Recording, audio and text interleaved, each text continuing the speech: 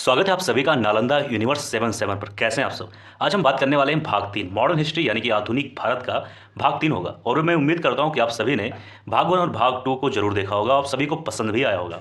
तो आज हम बात करने वाले हैं भाग 3 के बारे में। यह वीडियो जैसा कि मैं पहले बता चुका हूँ कि हर एग्जाम के लिए इंपॉर्टेंट है। आपको ये नहीं सोचना है कि सिर्फ एक एग्जाम के लिए इंपॉर्टेंट है, क्योंकि यह वीडियो को बहुत ही ज़्यादा डिटेल से हर एक टॉपिक को ध्यान में रखकर यह वीडियो बनाया गया है। हर एग्जाम के लिए, चाहे वह फिर यूपीएससी हो या फिर उत्तर प्रदेश या फिर किसी भी स्टेट का कोई भी एग्जाम जहां पर मॉडर्न हिस्ट्री आधुनिक भारत से संबंधित सवाल आते हैं, वो सभी के लिए यह वीडियो इंपॉर्टेंट है। तो आप इसको देख सकते हैं। तो चलिए शुरू करते हैं आज का वीडियो। यहाँ पर पूछा गया सवाल नंबर 1 में कि सैयद बंधुओं ने मराठों के सहयोग से किस मुगल सम्राट को सत्ताच्युत कर हत्या कर दी। तो प्रश्न नंबर 1 का जो सही उत्तर होगा वो है आपका बी, फारुखसियार। अब बात करेंगे प्रश्न नंबर 2 के बारे में। सैयद बंधु ने किस किस को बादशाह बनाने का काम किया। नंबर 1 पे है फारुखसियार, दूसरे पे है रफ़ी उद दरजात, तीसरे पे है रफ़ी उद्दौला और चौथे पे है मोहम्मद शाह। यहाँ पे बात किया जा रहा है कि सैयद बंधु जो थे उनको कहा जाता था किंग मेकर। अगर आपने हमारी पिछली वीडियो देखा होगा तो सैयद बंधु को कहा जाता था किंग मेकर, मतलब निर्माता भी कहा जाता है हिंदी में। तो यहाँ पे पूछा गया कि सैयद बंधु ने किस किस को राजा यानी कि बादशाह बनाया। तो यहाँ पर आपके सामने 4 पॉइंट है। तो आइए देखते हैं 2 का सही उत्तर क्या होगा। 2 का सही उत्तर होगा सी, यानी कि चारों। जहाँ पर ये 4 के चारों लोग को सैयद बंधु ने बादशाह बनाया, इसीलिए इनको किंग मेकर का दर्जा दिया गया था, यानी कि इनको कहा गया था। अब बात करेंगे प्रश्न नंबर 3 के बारे में कि सैयद बंधु का पतन किसके समय में हुआ। ये बहुत ही अच्छा सवाल है, क्योंकि अभी तक क्या था कि सैयद बंधु सबको किंग मेकर थे और ये लोगों को बादशाह बनाते थे। अब ये जानना जरूरी है कि किसके समय में इनका अंत हो गया। ठीक है, तो प्रश्न नंबर 3 का सही उत्तर होगा option number C, Mohammad Shah. अब बात करेंगे प्रश्न नंबर 4 के बारे में। किस मुगल बादशाह का मूल नाम रोशन अख्तर था। ठीक है, इसको ध्यान देना है आपको। तो प्रश्न नंबर 4 का सही उत्तर होगा option number A, Muhammad Shah Rangeela. अब बात करेंगे प्रश्न नंबर 5 के बारे में। अवध, हैदराबाद, भरतपुर, रोहेलखंड एवं फर्रुखाबाद किस मुगल शासक के समय में स्वतंत्र हुआ। अब ये बहुत ही अच्छा सवाल यहाँ पर पूछा जा रहा है कि किस मुगल शासक के समय में हुआ स्वतंत्र हुआ। ठीक है, तो प्रश्न नंबर 5 का सही उत्तर होगा option number B, Muhammad Shah Rangeela. अब आप देख सकते हैं मोहम्मद शाह रंगीला और सैयद बंधु, इस वीडियो में जो भी हम लोग पढ़ रहे हैं इसमें 5 सवाल में से सारे सवाल यहीं से संबंधित थे। और पिछली वीडियो में जो हम सभी लोगों ने पढ़ चुके हैं उसमें भी सैयद बंधु से रिलेटेड 2 से 3 सवाल थे। तो आपको ध्यान देना है कि सैयद बंधु से रिलेटेड आपको चीज़ों को ध्यान से पढ़ना है। अब बात करेंगे प्रश्न नंबर 6 के बारे में। भारत पर आक्रमण करने वाले किस ईरानी शासक को ईरान का नेपोलियन, इन सब पे ध्यान देना है कि ईरान का नेपोलियन, ठीक है, इस पार्टिकुलर देश का नेपोलियन कहा जाता है। तो प्रश्न नंबर 6 का सही उत्तर होगा option number C, Nadir Shah को। ठीक है, बात करेंगे प्रश्न नंबर 7 के बारे में। अहमद शाह अब्दाली के प्रथम आक्रमण के समय मुगल सम्राट कौन था। तो प्रश्न नंबर 7 का सही उत्तर होगा option number A, Muhammad Shah Rangeela था। अब आइए देखते हैं प्रश्न नंबर 8 के बारे में। अहमद शाह अब्दाली ने भारत पर कुल 7 बार आक्रमण किए, जिनमें सर्वाधिक 3 बार आक्रमण किस मुगल शासक के समय में हुए। अब आपको ये जानना है कि अहमद शाह अब्दाली जो था ये कहाँ का था, और दूसरा चीज़ ये है कि ये भारत पर कितनी बार आक्रमण किया, 7 बार, और सबसे ज़्यादा जो किसके समय में किया। देखिए, एक सवाल से आपका 3 सवाल यहाँ पर बन गया है। तो सबसे पहले आपको जानना चाहिए कि अहमद शाह जो अब्दाली था वो भारत के वेस्ट साइड था, मतलब कि वो अफगानिस्तान के एरिया से संबंधित था। ठीक है, तो प्रश्न नंबर 8 का जो सही उत्तर होगा वो है आपका, 1 मिनट, प्रश्न नंबर 8 का सही उत्तर होगा डी, शाह आलम द्वितीय के समय में अहमद शाह ने कई बार आक्रमण किया, मतलब सबसे ज़्यादा अहमद शाह के समय के दौरान ही इसने आक्रमण किया था। अब बात करते हैं प्रश्न नंबर 9 के बारे में। किस मुगल शासक का वास्तविक नाम अली गौहर था। इस पर ध्यान देना, ये भी अच्छा सवाल है। प्रश्न नंबर 9 का सही उत्तर होगा option number D, Shah Alam द्वितीय। अब बात करेंगे प्रश्न नंबर 10 के बारे में। कौन सा मुगल बादशाह विषम परिस्थितियों के कारण, यहाँ देना, ये इन शब्दों पर ध्यान देना है कि विषम परिस्थितियों के कारण, विशेषता मीर बख्शी नजीब दौला के भय के कारण 12 वर्ष दिल्ली से दूर निर्वासित के रूप में जीवन बिताया और फिर मराठों की सहायता से दिल्ली की राजगद्दी पर पुनः स्थापित हुआ। बहुत ही अच्छा सवाल, बहुत ही शानदार सवाल। प्रश्न नंबर 10 का सही उत्तर होगा option number D, Shah Alam द्वितीय। मैं आपको एक बात और बताता चलूँ, अगर आपने कभी भी मॉडर्न हिस्ट्री नहीं पढ़ा, जैसे कि अगर आपने कोई बुक नहीं पढ़ा या फिर कोई वीडियोज़ नहीं देखा, आपको मॉडर्न हिस्ट्री के बारे में या फिर आधुनिक भारत के बारे में ज़्यादा नॉलेज नहीं है, तो आपको कोई बात नहीं, कोई घबराने की ज़रूरत नहीं है। अगर आप इस सीरीज़ को पूरा देखते हैं, जो भी मॉडर्न हिस्ट्री से संबंधित हम सीरीज करा रहे हैं, तो आपके सारे कॉन्सेप्ट, हर एक डाउट इस वीडियो में क्लियर हो जाएंगे। तो मैं ज़रूर कहूँगा ये बात आपसे कि अपने दोस्तों के साथ ज़रूर शेयर करिएगा और इसको आप पूरा सीरीज़ ज़रूर फॉलो करिए। तो चलिए आगे बढ़ते हैं। बात करेंगे प्रश्न नंबर 11 के बारे में। कौन मुगल बादशाह का एक बड़ा शायर भी था जिसके द्वारा अपने आखिरी समय में कहा गया यह शेर विख्यात है। कितना बदनसीब जफ़र के दफन के लिए 2 गज ज़मीं भी ना मिली कुएयार में। ठीक है, ये किसने कहा? तो प्रश्न नंबर 11 का सही उत्तर होगा option number D, Bahadur Shah द्वितीय ने कहा। बात करेंगे प्रश्न नंबर 12 के बारे में। अब देखिए, ऐसे सवाल का पूछा जाना थोड़ा सा कम होता है, क्योंकि जानते हैं ऐसे सवाल थोड़ा सा लंबा हो जाता है, थोड़ा लेंथी हो जाता है, लेकिन आपको ऐसे सवालों पे ध्यान देना चाहिए। इससे आपका यह फ़ायदा होगा कि अगर सारे टॉपिक अगर आपको मालूम रहेगा तो कभी भी जब ऑप्शन आएगा तो आप एक दूसरे से लिंक कर सकते हैं, सोच सकते हैं, तो आपको उस क्वेश्चन को सॉल्व करने में काफ़ी ज़्यादा आसानी होगी। बात करेंगे प्रश्न नंबर 12 के बारे में। इसमें क्या कहा गया है कि अंग्रेजों का पेंशनर बनने वाला प्रथम मुगल बादशाह कौन था? बहुत ही अच्छा सवाल। प्रश्न नंबर 12 का सही उत्तर होगा ए, शाह आलम द्वितीय। बात करेंगे प्रश्न नंबर 13 के बारे में। यहाँ पर आपके सामने 2 सूची दिया गया, सूची 1 सूची 2। यहाँ पर क्या करना है आपको कि सूची 1 और सूची 2 को आपको सुमेलित करना है। एक मिनट, यहाँ पर सूची 1 में दिया गया है कि जैसे यहाँ सूची 1 में दिया गया पॉइंट नंबर 1 में बंगाल, 2 में दिया गया फर्रुखाबाद, सी में दिया कर्नाटक और डी में दिया गया अवध। तो यहाँ पे बात किया जा रहा है कि उस समय इसके कौन से शासक या फिर इसके दौरान उस समय कौन से शासक थे। तो यहाँ पर आपके सामने 4 ऑप्शन दिए गए। आइए देखते हैं 13 का सही उत्तर। 13 का सही उत्तर होगा ए। ठीक है, मतलब ए का संबंध 1 से, ए का संबंध 1 से कहाँ गया 1, ऐसे घुमा के लाइए यहाँ गया। ठीक है, बी का संबंध 2 से, बी का संबंध लाइए यहाँ से। ठीक है, सी का संबंध 3 से, तो मतलब सेम ही होगा, इसमें कोई ज़्यादा आपको भाग दौड़ करने की जरूरत नहीं है। ओके, अब आइए बात करेंगे प्रश्न नंबर माफ करिए 14 के बारे में। यहाँ पर भी सूची 1 और सूची 2 को आपको सुमेलित करना है। सूची 1 में आपके सामने 4 ऑप्शन दिए गए हैं, हैदराबाद, रोहिलखंड 4 पॉइंट मतलब, सी में है भरतपुर, 5 चौथे में मैसूर। यहाँ पर सूची नंबर 2 में दिए गए हैं 4 नाम, मीर कमरुद्दीन, चिनकिलिच खां, निज़ामुल मुल्क, कितना लंबा नाम है भाई इनका, और दो में अली मोहम्मद खान, तीसरे में है बदन सिंह, चौथे में हैदर अली। तो आपको इन चारों पॉइंटों को सही तरीके से सुमेलित करना है। तो प्रश्न नंबर 14 का सही उत्तर होगा ऑप्शन नंबर ए। ठीक है, वही सेम चीज़ कॉन्सेप्ट फॉलो कर रहा है। एक ए का 1 से होगा, बी का 2 से होगा। ठीक है, इसमें ज़्यादा भागदौड़ करने की जरूरत नहीं है। अब आइए बात करेंगे प्रश्न नंबर 15 के बारे में। किस राज्य के शासक नवाब वजीर कहलाते थे? ये इंपॉर्टेंट सवाल हो जाता है आपका, काफ़ी इंपॉर्टेंट, इसको आप इंपॉर्टेंट के लिस्ट में डाल सकते हैं। प्रश्न नंबर 15 का सही उत्तर होगा ऑप्शन नंबर ए, अवध के नवाब को नवाब वजीर कहते थे। प्रश्न नंबर 16 में क्या है कि किसने ग्रामीण जाटों को एक सैनिक शक्ति के रूप में संगठित किया? प्रश्न नंबर 16 का सही उत्तर होगा ऑप्शन नंबर सी, चूड़ामन। ठीक है, अब आइए बात करेंगे प्रश्न नंबर 17 के बारे में। एक मिनट, इसमें कहा गया कि निम्नलिखित में से किसे जाटों का अफलातून मतलब कि प्लेटो ऑफ जाट्स एवं जाटों का आदरणीय व विद्वान व्यक्ति द जाट यूलिसीज कहा जाता है? बहुत ही अच्छा सवाल, ये पूछा जा सकता है वैसे फिलहाल। तो प्रश्न नंबर 17 का सही उत्तर होगा ऑप्शन नंबर सी, सूरजमल। अब देखिए, जाट कम्युनिटी में वैसे तो फिलहाल कई राजा हुए, लेकिन सूरजमल को एक महान राजा के रूप में माना जाता है। अब आइए बात करेंगे प्रश्न नंबर 18 के बारे में। मुर्शिद कुली जाफ़र खां को बंगाल, देखिए अब आपको इन सब चीज़ों को ध्यान देना, जो ये टाइम दिया होता है इन सब चीज़ों पे ध्यान देना है। क्या बात किया जा रहा है 18 में कि मुर्शिद कुली जफ़र खां को बंगाल तथा उड़ीसा, दोनों बंगाल और उड़ीसा की सूबेदारी किस मुगल बादशाह से मिली? ठीक है, बंगाल और उड़ीसा दोनों किसी एक बादशाह के द्वारा दिया गया था। इस सवाल से ये कॉन्सेप्ट क्लियर हो जाता है। तो प्रश्न नंबर 18 का सही उत्तर होगा ऑप्शन नंबर सी। ठीक है, अब आइए बात करते हैं प्रश्न नंबर 19 के बारे में। किसने मुर्शिदाबाद की स्थापना की तथा उसे ढाका के स्थान पर बंगाल की राजधानी बनाई? तो प्रश्न नंबर 19 का सही उत्तर होगा ऑप्शन नंबर ए। ठीक है, मुर्शिद कुली जफ़र खां। अब आइए देखेंगे प्रश्न नंबर 20 के बारे में। बंगाल के शासक मुर्शिद कुली जफ़र खां एवं अंग्रेजी ईस्ट इंडिया कंपनी के बीच विवाद का सर्वप्रमुख कारण क्या था? बहुत ही अच्छा सवाल, बहुत ही अच्छा सवाल। तो प्रश्न नंबर 20 का जो सही उत्तर होगा वो है आपका ए। 1 मिनट, ए। अब आइए ए में देखते हैं है क्या। इसमें बात किया जा रहा है कि मुगल बादशाह फारूक शाह द्वारा किया हुआ कि 1717 में जारी फरमान की कि मुर्शिद अली जफ़र खां एवं ब्रिटिश कंपनी द्वारा अलग अलग व्याख्या। ठीक है, इस चीज़ को ध्यान देना है। अब आइए बात करेंगे प्रश्न नंबर 21 के बारे में। किस मुगल बादशाह ने 1733 में बिहार की सूबेदारी बंगाल के नवाब सुजाउद्दीन को प्रदान की? प्रश्न नंबर 21 का जो सही उत्तर होगा वो है आपका 1 मिनट, सी, मोहम्मद शाह रंगीला। अब आइए देखेंगे प्रश्न नंबर 22 के बारे में।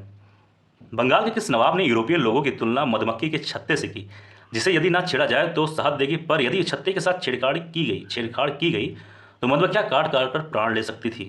तो प्रश्न नंबर 22 का सही उत्तर होगा ऑप्शन नंबर ए, अलीवर्दी खां ने कहा था यह बात। अब आइए देखते हैं प्रश्न नंबर 23 के बारे में। इसमें कहा जा रहा है कि अंग्रेजों द्वारा कलकत्ता तथा फ्रांसीसियों द्वारा चंद्रनगर की किलेबंदी सुदृढ़ करने का विरोध करते बंगाल के किस नवाब ने कहा, तुम व्यापारी हो, तुम्हें किले का क्या करना, मेरे संरक्षण में रहते हुए तुम्हें शत्रुओं का कोई भय नहीं? तो इसके बारे में हो सकता है ज़्यादातर बच्चे इसका आंसर दे सकते हो, क्योंकि काफ़ी आसान सवाल है। सही होगा अलीवर्दी खां।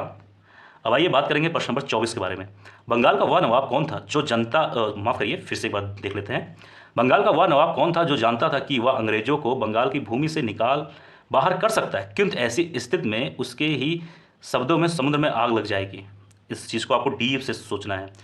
इसके बारे में उस बच्चे को ज़्यादा मालूम होगा जिसने कभी भी मॉडर्न हिस्ट्री पढ़ा होगा।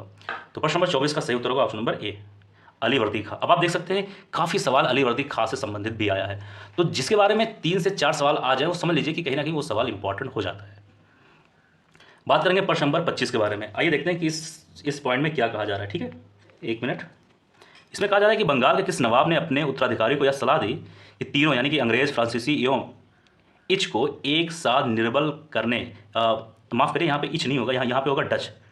ठीक है, यहाँ होगा डच, थोड़ा ये मिस्टेक हो गया। तो यहाँ पे लिखा है तीनों, माने कि अंग्रेज, फ्रांसीसी और डच को एक साथ निर्बल करने का विचार मत करना। इन तीनों में अंग्रेज सबसे सशक्त यानी सबसे ज़्यादा ताकतवर, शक्तिशाली, पहले उनका अंत करना और अन्य तुमको विशेष कष्ट नहीं देंगे।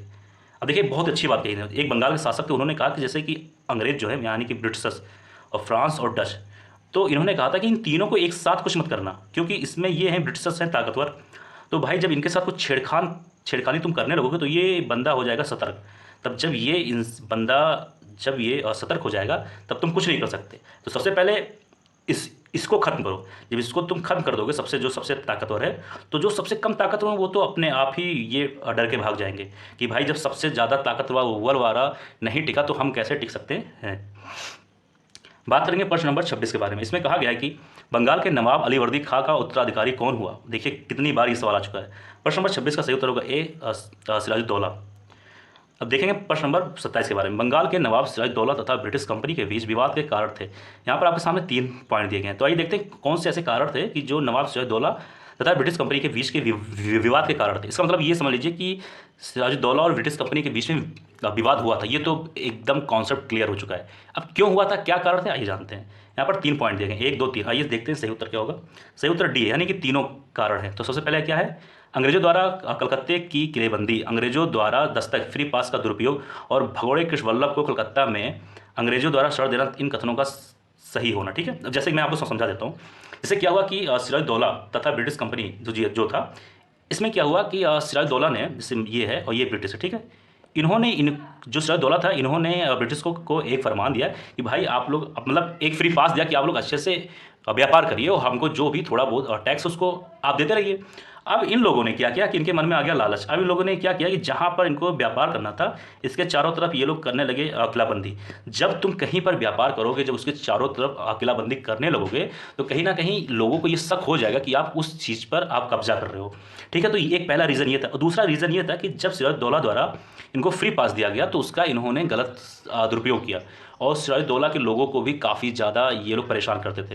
ये लोग काफ़ी ज़्यादा करप्शन करते थे, और ये लोग समय पर टैक्स नहीं देते थे, और टैक्स देने से ये लोग मना करते थे। तो ऐसे कई कारण थे जिसके कारण सिराजुद्दौला और ब्रिटिश कंपनी के बीच में विवाद हुआ था। अब आइए बात करेंगे प्रश्न नंबर 28 के बारे में।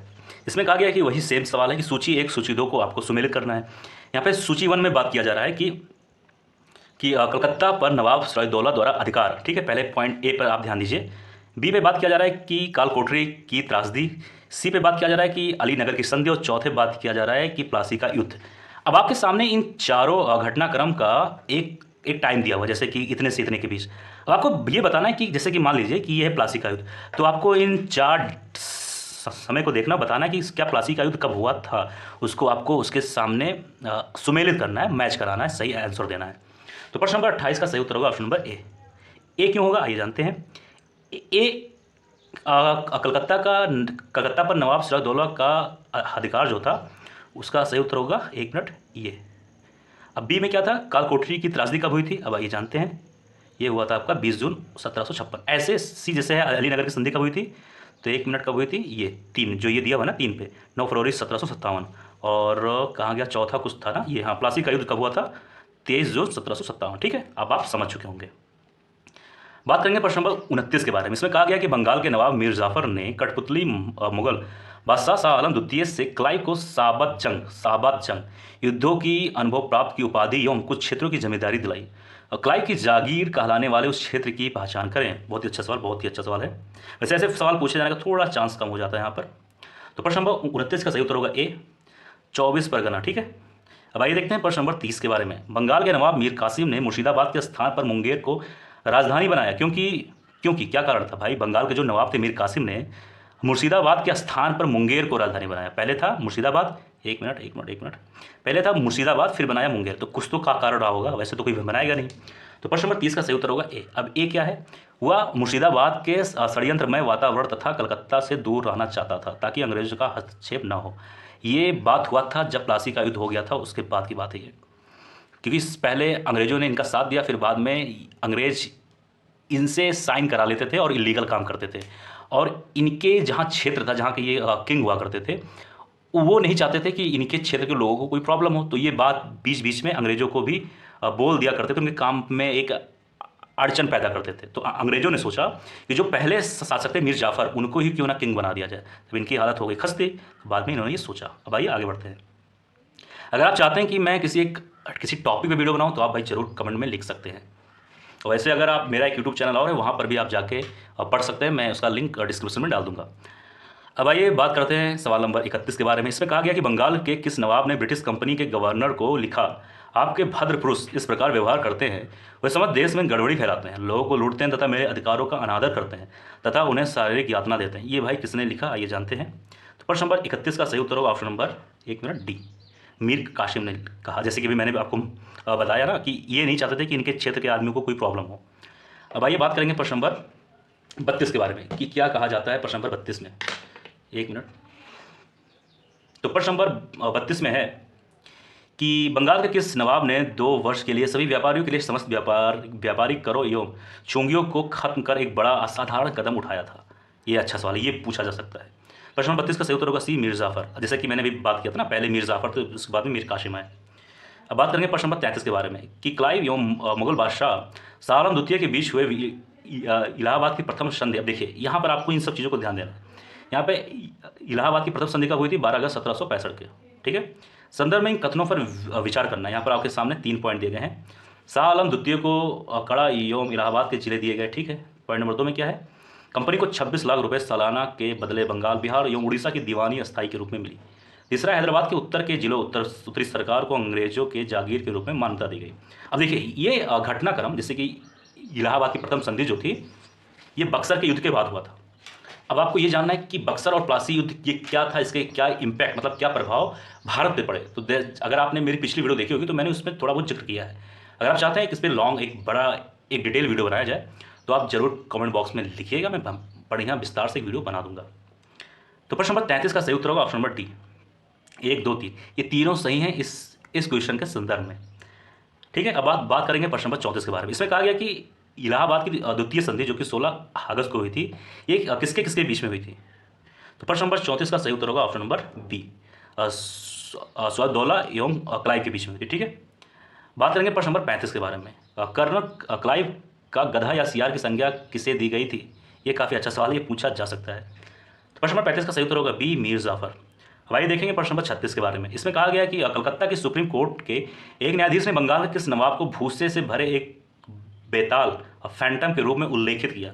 ये अच्छा सवाल है, ये अच्छा सवाल है, पूछा जा सकता है, इसमें कोई दो राय नहीं है। प्रश्न नंबर 36 का सही उत्तर होगा ऑप्शन नंबर डी, मुबारकुद्दौला, ठीक है।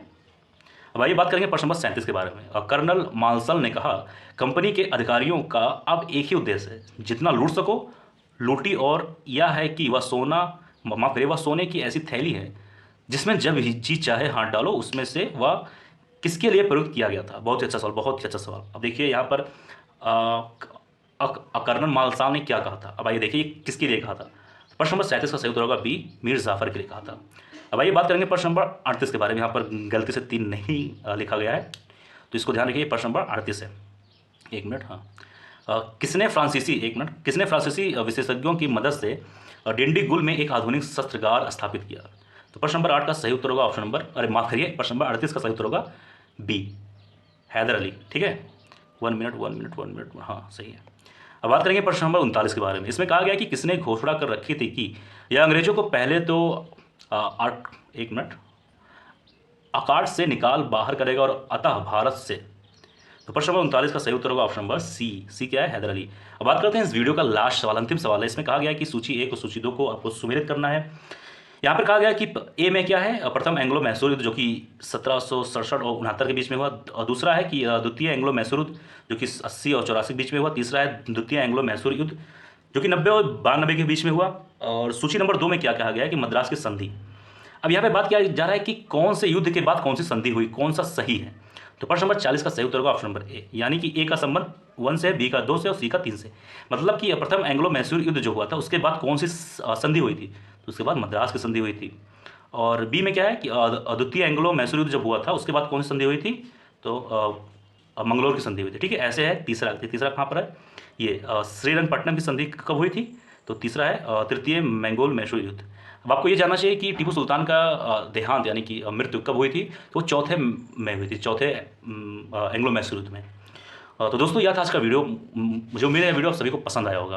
ये वीडियो पसंद आया अपने दोस्तों के साथ जरूर शेयर करिए। मिलते हैं किसी और वीडियो में। आप स्वस्थ रहें, अच्छे रहें। जय हिंद, जय भारत।